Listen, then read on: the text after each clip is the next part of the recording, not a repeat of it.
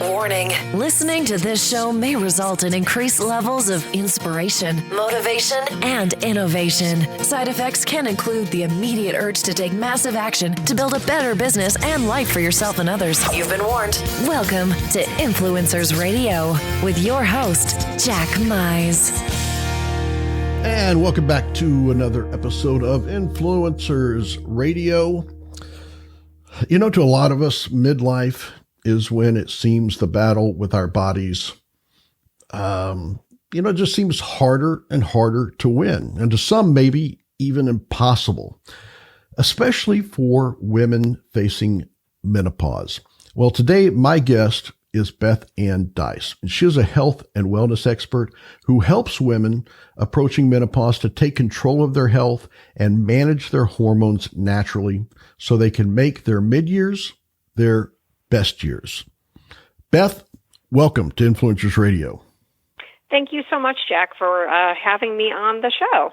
Well, thank you so much for being here because I think this show is tackling a very serious topic that impacts a lot of folks. But for me, it's going to be also kind of like an episode of Unsolved Mysteries. Because to me, the word menopause, the irony of that term is that most men are clueless about what is really happening. And I want to get into that. But before we do, I want to find out what led you to be so passionate about this topic and helping the people that you help. Certainly. So in my late 30s, I was actually diagnosed with colitis after experiencing, some digestive issues for a few years. And I stumbled across an amazing gastroenterologist when I was living in Beaufort, South Carolina, who was happy to have a patient sitting in front of him that was not just looking to get, pumped full of medications. So he and I worked very closely together on finding a natural way for me to control my symptoms. And he is probably the first one that introduced me to this concept of a food and mood journal. So, fast forward several years later, when I started experiencing, my first perimenopausal symptoms, I thought to myself, hey, you know what? If I put myself into remission from colitis just through what I ate or what I didn't eat, I bet you I can do the same thing and manage my hormonal symptoms in the same way. So again, I just really laser focused on my food and mood journal and found very quickly that I was right and I could control those symptoms as well. So as I really fine-tuned that, I thought to myself, hey, you know what? If I could do this for me, I would love to be able to share this with other women. And it really turned into this whole, new career for me at a time when a lot of women are, gearing down and looking forward to retirement. I've kind of, started this whole new career that I absolutely love and super passionate about. Well, your passion definitely shines through because you've taken a pretty complex topic and you've simplified it.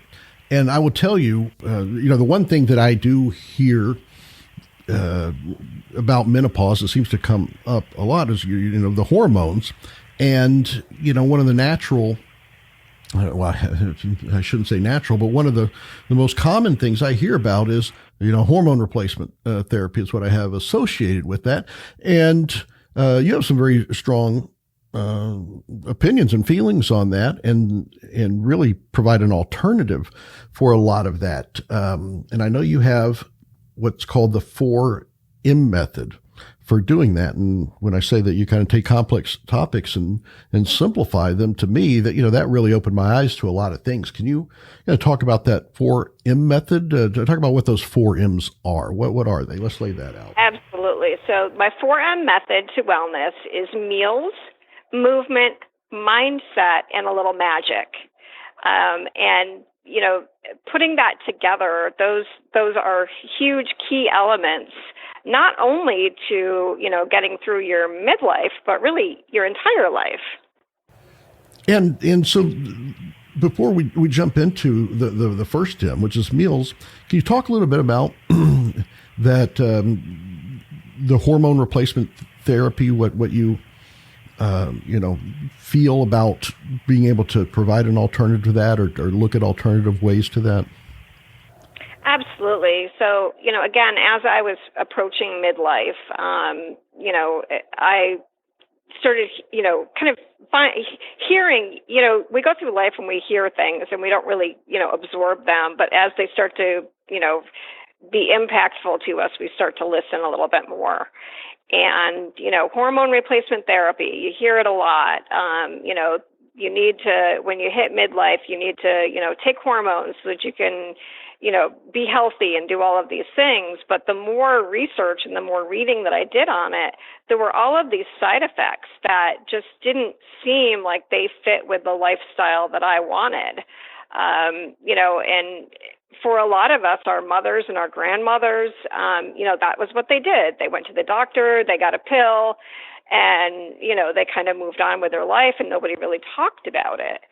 And I just knew that, a pharmaceutical product was not something that I wanted to put into my body because I didn't want to increase, any, negative health effects that can come about with that.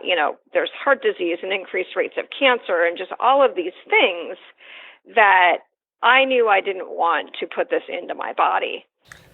And so what kind of led you to figuring out that there was an alternative? Because to me, that just seems to be the common thread that you hear, that is what the solution is. And that's, one of the reasons why I feel you're an influencer in this area, because you're saying, no, that's not the necessary solution. There's another way.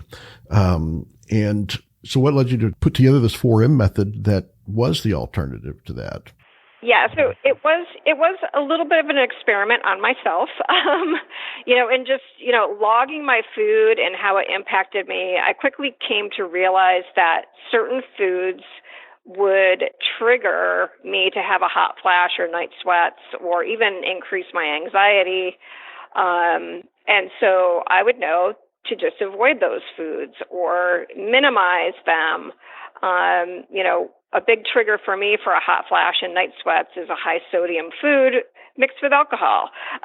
So, it becomes fairly simple eventually to kind of, avoid that. So that handles a little bit of the meal portion. There's a lot more to the meal segment. There's also certain foods that you can eat that increase your estrogen and your progesterone levels, which are some of the things that you start to lose as you go through midlife. And you really want to eat foods that boost those so you can keep things a little bit higher. Well, let's talk about that, because that's when I hear about the hormone therapy. Those are the words that I hear. Estrogen, progesterone. Yeah, I hear that one a lot, right? And so let's just dive right into the meals part of the 4M method. What are some of those foods that can help with that? Sure. So, there are a lot of the things that we hear that we should be eating anyway, flaxseed and berries and high fiber, vegetables, whole grains, lean proteins, and healthy fats. And, so many women avoid dairy products, and I realize that there's a whole lactose intolerance thing that some people have to deal with, unfortunately. But these are all things that, can increase our estrogen and progesterone production, which help reduce some of the menopausal symptoms that we run into. And so, is it a big change in a diet, or there? I know that you're talking about those are foods that can help increase the production of those. Are there things that need to be avoided? There. Processed foods, and again, it just goes back to what we hear in a healthy diet anyway. Processed foods and high sodium foods are some of the big ones to avoid. they're just so bad for us in so many ways, but a lot of the chemicals that are in those processed foods can actually suppress your hormone production and really cause, more issues than what are on the surface of just eating processed foods. I know a lot of people are familiar with, pregnancy and morning sickness, but, through, studying what you're doing, I learned about, menopausal morning sickness. So what is it that causes that? And, how would you prevent that or treat that? Would that be through diet? It would be, and actually the phenomenon of menopausal morning sickness is probably my newest discovery. Just about 2 weeks ago, I woke up several days in a row not feeling well, and I thought I was coming down with something. I wasn't really sure what was happening. And then, just kind of through a joke, I'm like, well, geez, I know I'm not pregnant. Maybe there's something called menopausal morning sickness. And sure enough, I looked it up, and women that tend to have had morning sickness during pregnancy are more likely to have morning sickness when they hit menopause.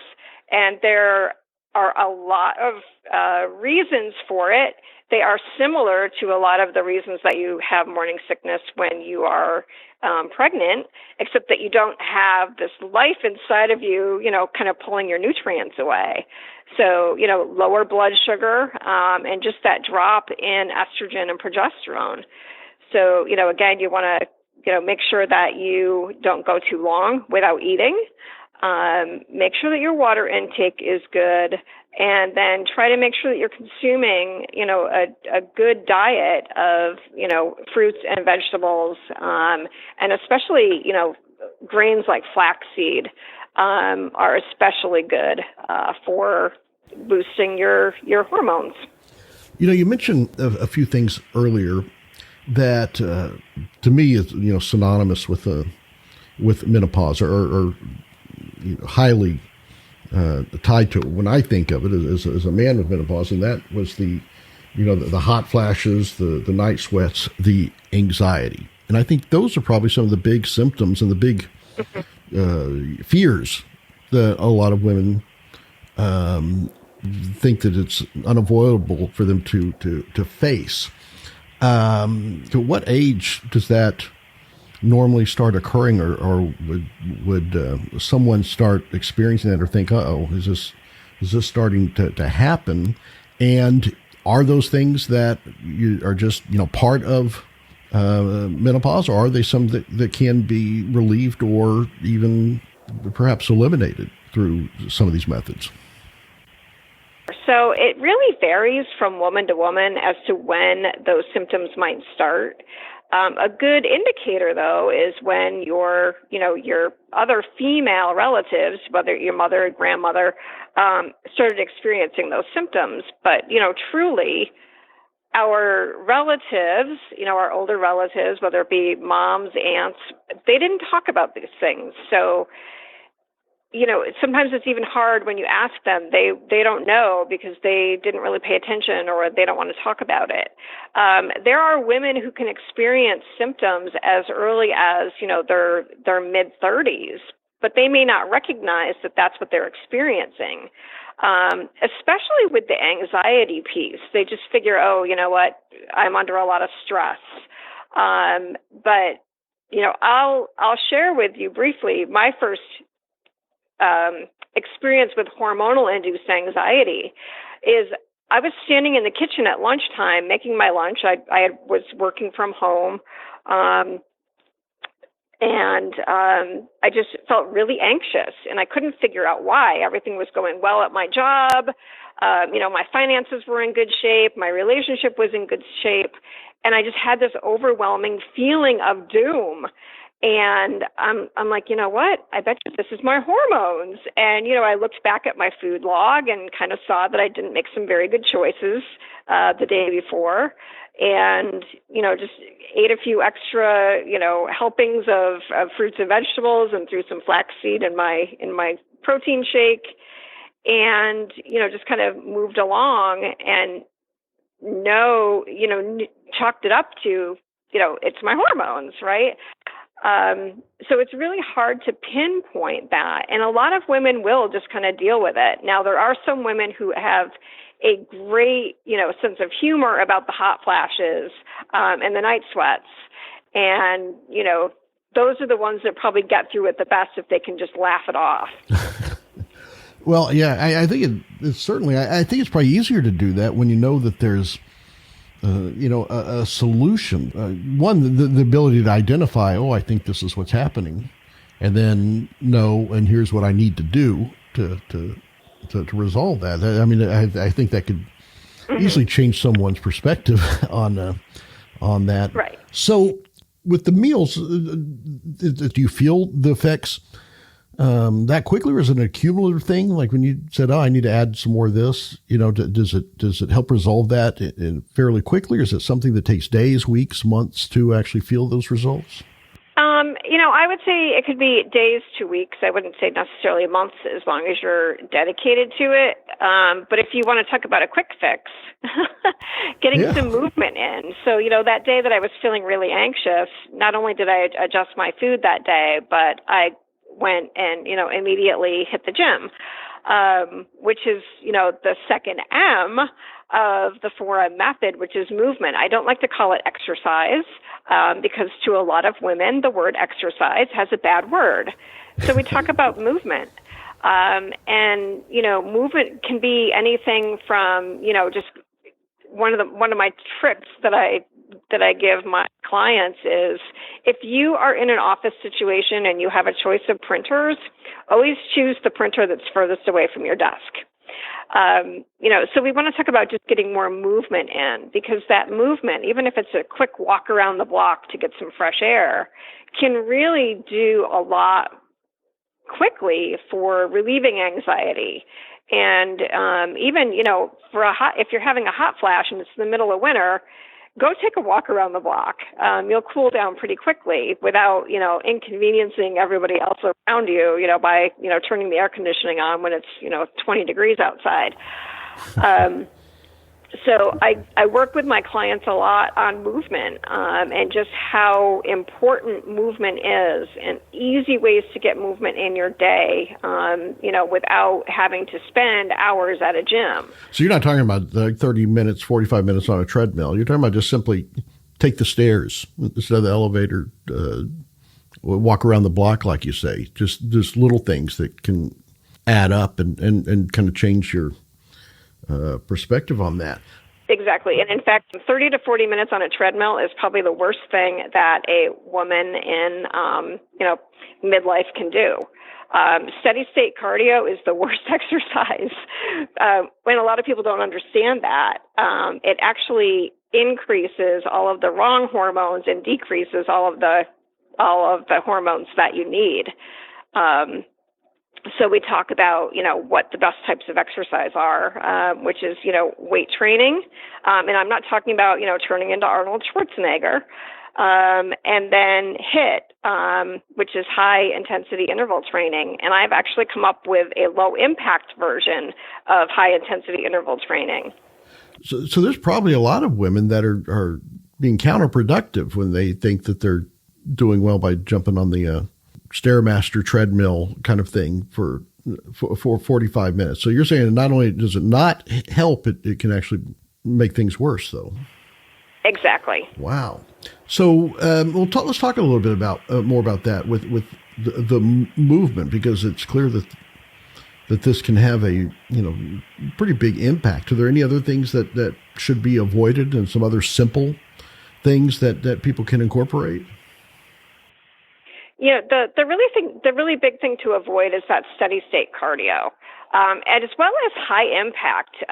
Most of my clients, we focus on low impact, and even in my group classes, I don't teach anything high impact. I use options that are all low impact. So and that just is to protect our joints. Whether you have joint issues going into midlife or not, if you are pounding on your body, you're going to probably cause joint issues. Just because, our bodies are changing and our bone density is changing and our ligaments and, are not as elastic as they used to be.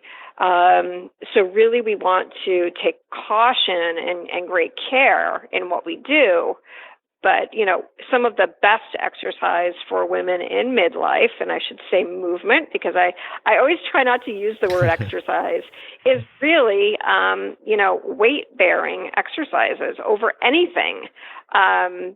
So lifting weights, and then, as I said, high-intensity interval training. So you're doing short bursts of cardio work followed by, brief rest periods. And the other thing that those short bursts do is not only help you maximize your workout and burn more calories, but it really strengthens your circulatory system and, your heart and all of those things, and can really help reduce the chance of stroke, blood clots, and, heart attack. It's clear, the movement, the meals, and I'll use the bad words, diet and exercise. Uh-huh. And this is what's really amazing is it seems to be that most everyone knows, or at least has a pretty good idea, cupcakes bad, apples good, right? And they know that moving is good for you, movement is good for you, but for some reason we sabotage ourselves by neglecting or ignoring the things that we absolutely know will improve our health. And I think that would probably lead us to the third evidence is mindset. So let's talk about mindset and the importance and impact that it has on the success of this program. Sure, and I would say out of all of the 4 M's, mindset is probably the most important one. And mindset really incorporates a lot of different concepts here. It's not only the mindset that we think of as, I know I need to do this, but it is really where I put in stress management and sleep management as well. So that mindset piece, so many of us as women, if whether we're mothers or not, we are so busy our entire lives serving others. So, as a young child, we may be, always trying to serve our parents and please our parents and do what our parents want us to do. And then, we get to school and we're trying to serve our teachers and, even serving our friends. And then we become, young adults in a career and we're always trying to serve our bosses. And our coworkers, and, then we get married, we have children, and we're trying to serve our immediate family members. And then we reach this point where, hey, you know what? My kids are in high school or even off to college, and they don't necessarily need me as much anymore. And, I've either started my own business, so I'm, my own boss, or maybe I'm able to retire early. And all of a sudden, we're not quite sure who we should be serving anymore because we don't know how to serve ourselves. So that is one of the things that I work with women on, is learning that it is okay to serve yourself. Even if you do still have, young children at home and a job and a spouse and all of these other people in your lives, you need that time to yourself. And if I can work through that initial hurdle of it's okay for you to come here and spend some time on you, the rest of it really falls into place very quickly.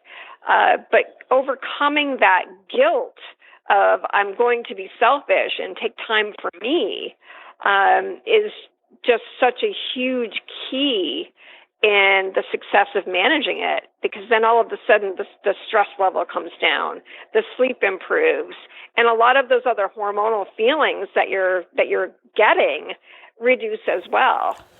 Well, you bring up some important points there that I think especially in the time we're living in right now, has an effect on stress, anxiety, the things that you're talking about.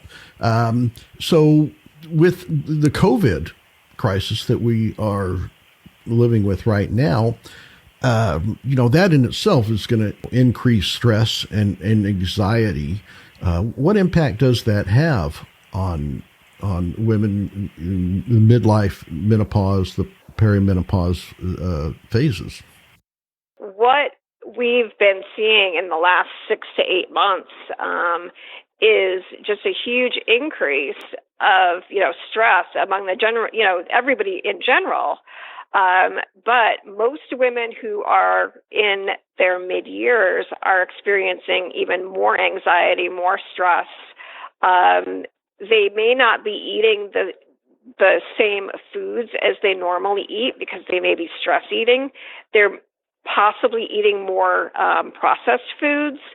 Certainly there was a period of time when fruits and vegetables were somewhat scarce in a lot of the grocery stores.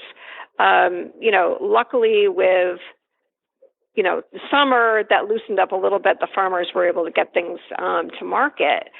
But the impact has been even greater on midlife women for a number of reasons.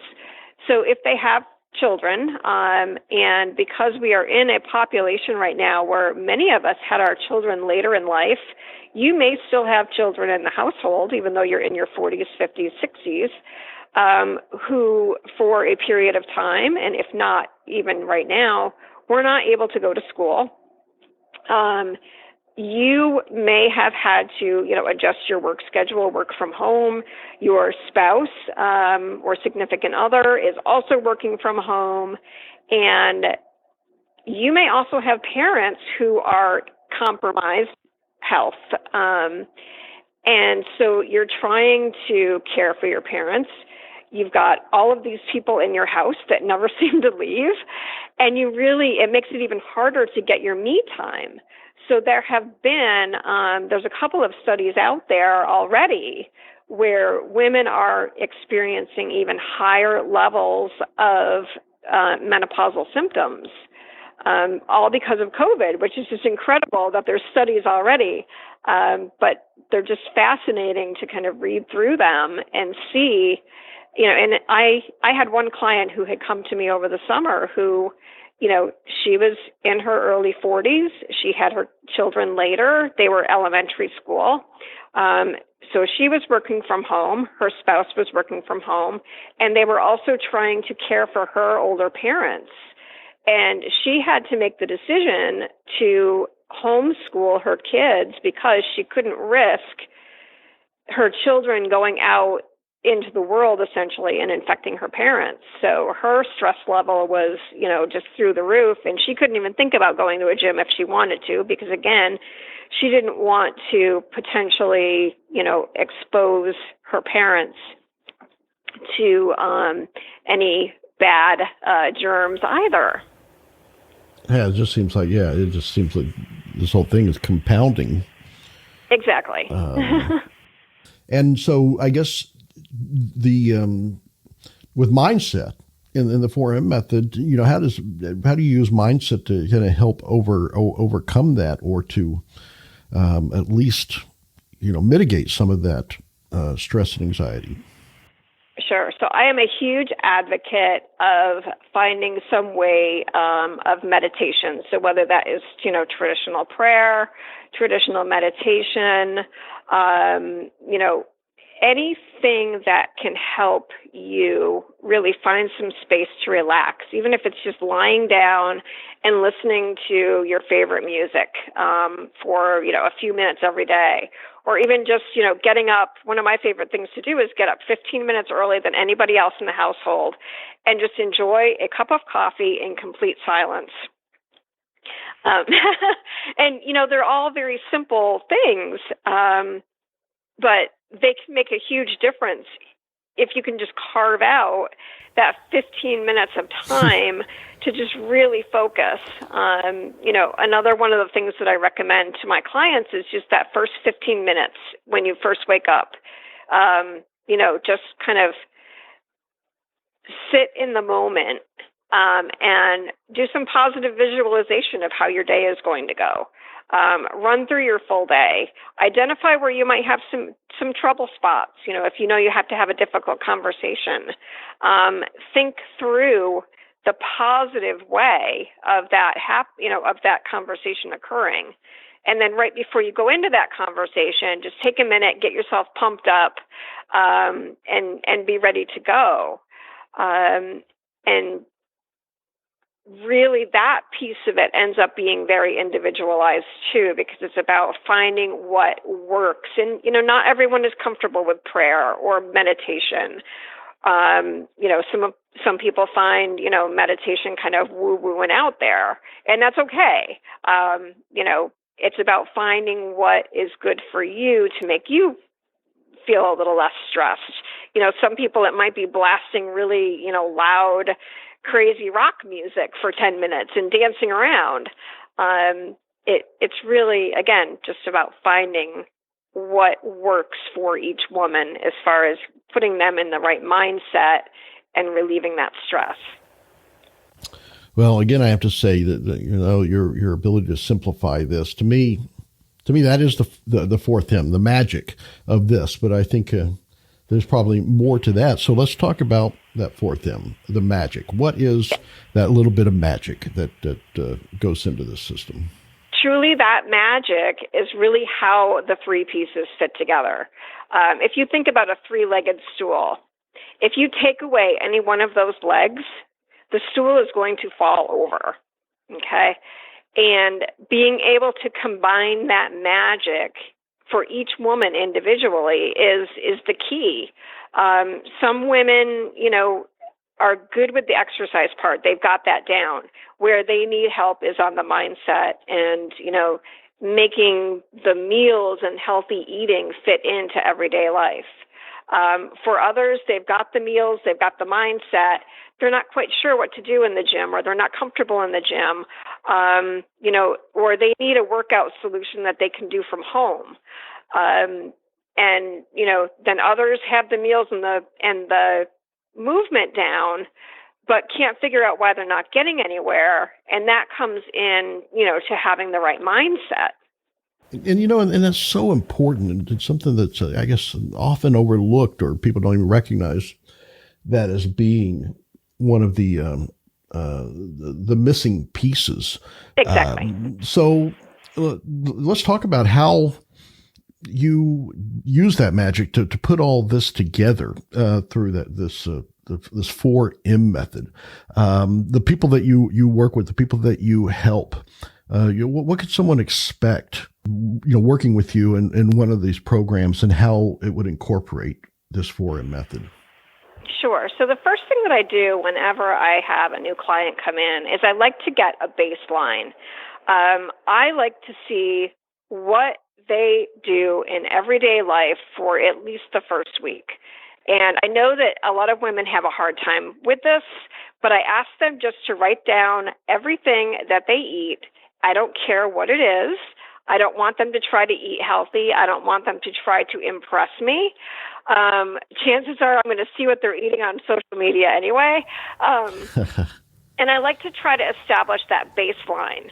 And mostly what I find with most women that are struggling and seeing that they're, starting to gain weight as they approach midlife is that they are not eating enough, and then they are exercising. If they're exercising, they're doing things, like hopping on a treadmill for 45 minutes. And they are also under a lot of stress and not getting enough sleep. And what that does is it creates really those items combined creates a state of crisis in their body. Excuse me. And one thing that I like to educate women on is that essentially we are still, our bodies, the composition of our bodies and the makeup of our bodies and our systems have not changed much from caveman days. Okay? We may be less hairy, we have better clothes, we drive nice cars, but we are still cave people inside. So, in the caveman world, if you were not getting enough food, you were spending 45 minutes running through the forest, you were not sleeping, and you're under a lot of stress, what that says to our caveman bodies is, I'm under attack. I'm not getting enough food because there's a food shortage. I'm having to run because I'm running away from the brontosaurus that's about to chomp on me. I'm not sleeping because if I go to sleep, the brontosaurus might come along and make me their snack. And I'm under a lot of stress because this brontosaurus is chasing me. So, the paleontologists of the world are going to tell me that my theory is flawed because the brontosauruses weren't around at the same time as the caveman, and I think a brontosaurus is a vegetarian anyway, but it all works. So that really starts to hit home with people, and that's kind of the beginning of the mindset piece of,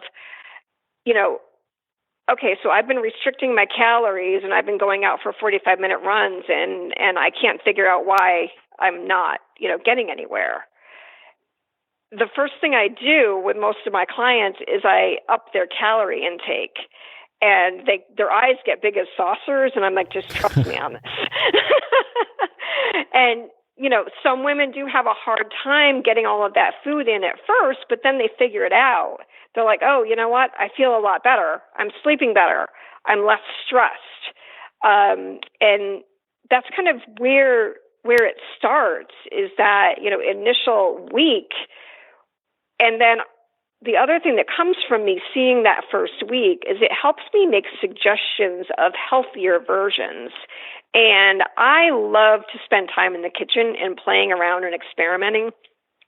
So I have helped clients come up with, healthier chocolate chip cookies, healthier macaroni and cheese, little recipe reinventions and tweaks that take some of their favorite foods and make them a little healthier. I wouldn't say healthy, but healthier. And I'm a huge advocate of a treat meal once a week, where you basically can eat whatever you want for one meal every week. It doesn't matter what it is. If you want that cheeseburger and French fries, go for it. That's one of the things that I just really think that you have such a good intuition about with not just the physical aspects of this, but the mental aspects of people, because, I've often thought that people go overboard a lot of times when they try to change their diets, and your philosophy of you don't necessarily have to make the best choice, just make better choices. And I think so many people could be so much more successful with that philosophy and that strategy of just making better choices. Because I've had people that have told me, I had a banana. Oh, don't eat bananas. That's terrible for you. All that sugar. I said, well, was it better than the Pop-Tart that I used to have? Right. And I think that people find so much more success. This is, as you've demonstrated, the success of making better choices versus the best choices. And I have to ask, when you tell women, suggest that they up their calories while incorporating this other, that other aspects of this program, how many of them actually lose weight as a result of that?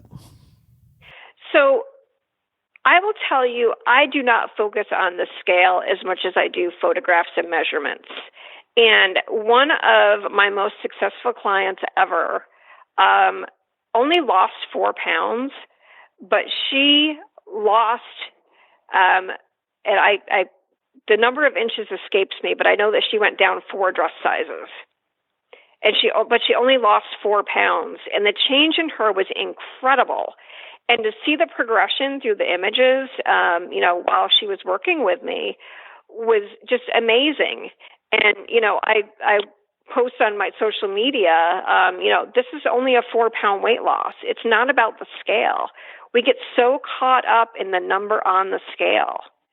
And then I have had other clients that, one in particular, her weight hasn't changed much and her insulins haven't changed much, but what has changed is she was on the verge of having to start to take insulin, and her H1 levels just continue to drop and drop and drop, and her doctor could not be more pleased.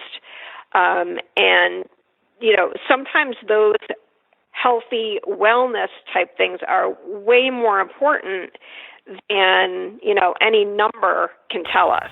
Oh, especially in midlife. I know for myself, the way I feel is far more important than pounds, weight, a scale. And I think, sure, the results when it's not just physical, but mental health, just what a tremendous impact that you're having on people. I've got to commend you for this. It really is remarkable.